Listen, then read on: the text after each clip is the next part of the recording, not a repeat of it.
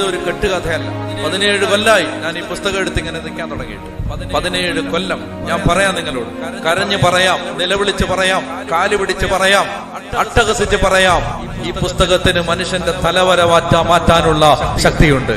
അതുകൊണ്ട് ഈ പുസ്തകം ഇത് താഴെ വെക്കരുത്, ഇതിങ്ങനെ എടുത്ത് കൊണ്ട് നടക്കണം, ഇവിടെ പോയാലും കൊണ്ടുപോകണം.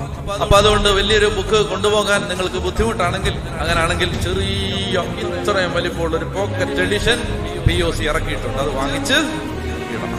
അപ്പൊ നിങ്ങൾ പറയും ഞങ്ങളുടെ മൊബൈലിലുണ്ട്, അത് കയ്യിരിക്കട്ടെ. മൊബൈൽ നിങ്ങൾ ഇൻസ്റ്റാഗ്രാം, ഫേസ്ബുക്ക്, വാട്സപ്പ് അതിൽ ഉപയോഗിച്ചാൽ മതി. ഇതെന്ത്?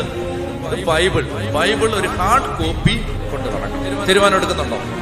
ഈ സെക്കൻഡിൽ നീ അനുഗ്രഹിക്കപ്പെടും.